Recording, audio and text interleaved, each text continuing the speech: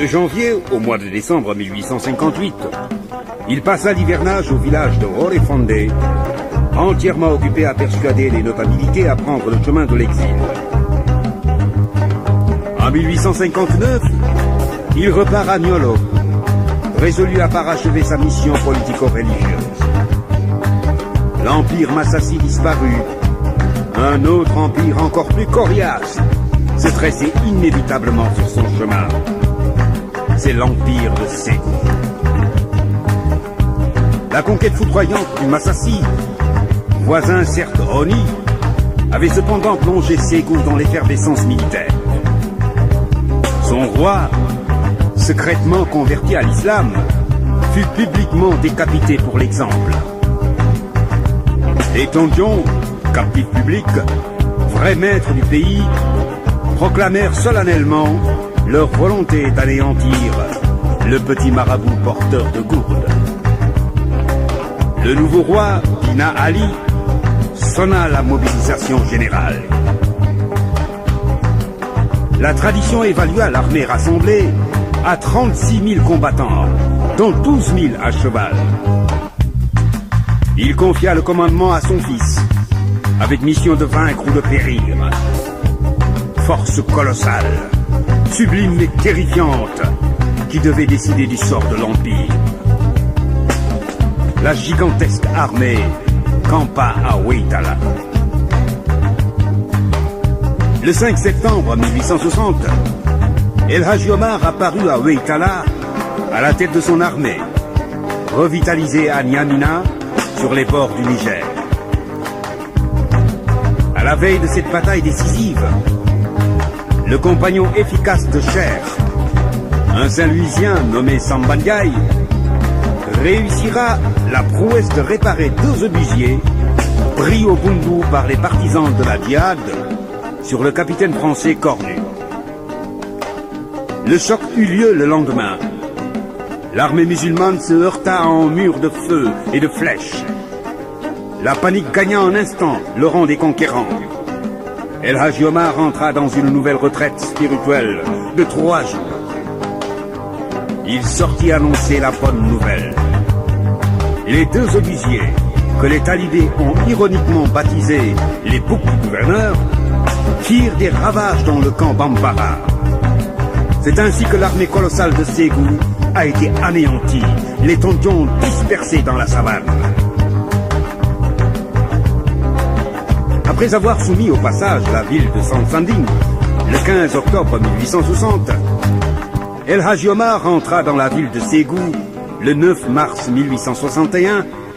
Il brisa publiquement les idoles impériales, construisa une mosquée, confia ensuite le commandement de la cité à son fils Ahmadou.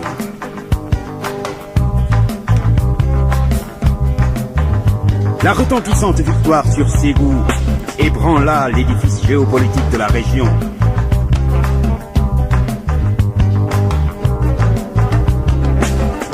Le 12 mai 1862, El Hadji Omar entra dans la capitale Peul Hamdallah. C'était l'apogée de sa gloire. Il était le maître de l'Occident soudanais. 10 ans après le déclenchement de la guerre sainte, son mouvement était au fait de sa puissance. En détruisant de vieux empires chancelants et les petits royaumes divisés, il visait l'intégration des peuples d'Afrique dans un vaste ensemble cohérent et fiable. Il renoua avec les traditions impériales en fondant une vaste entité politique qui opposa une longue résistance à la conquête coloniale. Il est l'un des précurseurs de l'intégration des peuples d'Afrique, au même titre que les anciens empereurs du Songhai, du Ghana et du Mali.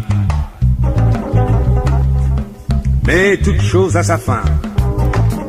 1 an après la conquête de Hamdallahi, une grande coalition formée par ses ennemis du Massina, de Tombouctou et de Ségou s'organisa en vue d'accélérer sa perte.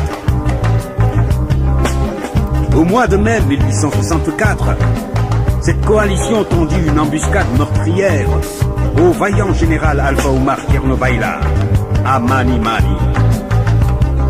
Quelques jours plus tard, L'autre général émérite, Alpha Ousmane, tomba en martyr à Ségué. Ces deux pertes, par leur portée militaire, provoquèrent une onde de choc aux conséquences funestes.